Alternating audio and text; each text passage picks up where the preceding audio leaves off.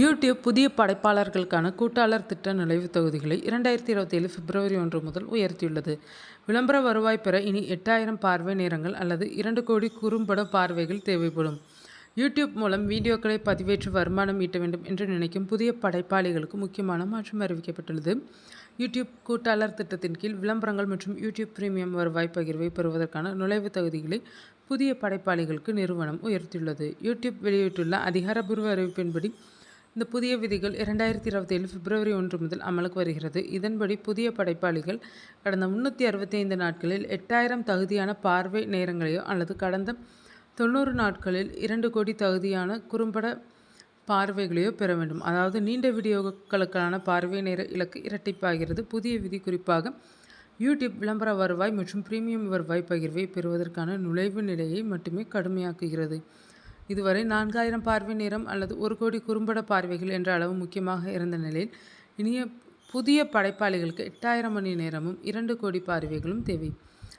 இதனால் புதிதாக சேனல் தொடங்குபவர்கள் தொடர்ந்து பார்வையாளர்களை ஈர்க்கும் வகையில் வீடியோக்களை உருவாக்க வேண்டிய நிலை உருவாகியுள்ளது. ஒரே ஒரு காணொலி எதிர்பாராத வகையில் அதிக பார்வைகளை பெறுவதை நம்மால் தொடர்ந்து பயனுள்ள உள்ளடக்கத்தை வெளியிடுவது முக்கியமானது. அதே நேரத்தில் ஏற்கனவே யூடியூப் கூட்டாளர் திட்டத்தில் இணைந்துள்ள படைப்பாளிகளுக்கு இதில் பெரிய நிம்மதி உள்ளது. புதிய 8000 மணி நேரம் அல்லது 2 கோடி குறும்பட பார்வைகள் எந்த நுழைவு தகுதி அவர்களுக்கு பொருந்தாது என்று யூடியூப் தெளிவுபடுத்தியுள்ளது. ஆனால் குறும்படங்கள் மூலம் கிடைக்கும் விளம்பரம் மற்றும் சந்தா வருவாய் பகிர்வுக்கு தனியாக புது விதி கொண்டுவரப்பட்டது. 2027 பிப்ரவரி 1 முதல் கடந்த 90 நாட்களில் குறைந்தது 1 கோடி தகுதியான குறும்பட பார்வைகளை பெற்றவர்களே அந்த வருவாய் பகிர்வுக்கு தகுதி பெறுவார்கள். இந்த அளவை எட்டாதவர்கள் கூட்டாளர் திட்டத்தில் தொடர்ந்து இருக்கலாம்.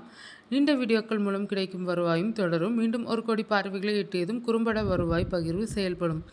எல்லா யூடியூப் வருவாய் வசதிகளுக்கும் விதிகள் இரட்டிப்பாகவில்லை என்பது கவனிக்க வேண்டிய விஷயம். ரசிகர்களின் ஆதரவு மற்றும் பொருட்கள் விற்பனை தொடர்பான வசதிகளுக்கான தற்போதைய நுழைவுத் தகுதிகளில் மாற்றம் இல்லை என்று யூடியூப் தெரிவித்துள்ளது. இதனால் படைப்பாளிகளின் சேனல் உறுப்பினர் வசதி, சூப்பர் சேட், சூப்பர் தேங்க்ஸ் மற்றும் அஃபிலேட் புரோகிராம் போன்ற அம்சங்களை பயன்படுத்துவதற்கான வாய்ப்புகள் தொடர்ந்து இருக்கும். எனவே யூடியூபில் பணம் சம்பாதிக்க அனைத்து தகுதிகளும் இரட்டிப்பாகிவிட்டனர் என்று பொதுவாக கூறுவது சரியாக இருக்காது.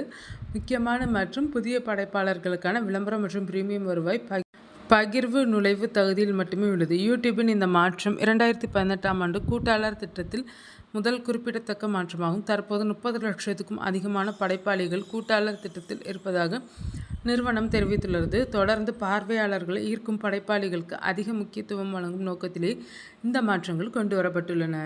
எனவே புதிதாக யூடியூப் சேனல் தொடங்குபவர்கள் இனி எண்ணிக்கையை மட்டும் நோக்கமாக வைத்துக் கொள்ளாமல் தொடர்ந்து தரமான உள்ளடக்கத்தை வெளியிடுதல், பார்வையாளர்களை தக்க வைத்தல் மற்றும் பார்வை நேரத்தை அதிகரிப்பதில் கவனம் செலுத்த வேண்டியிருக்கும்.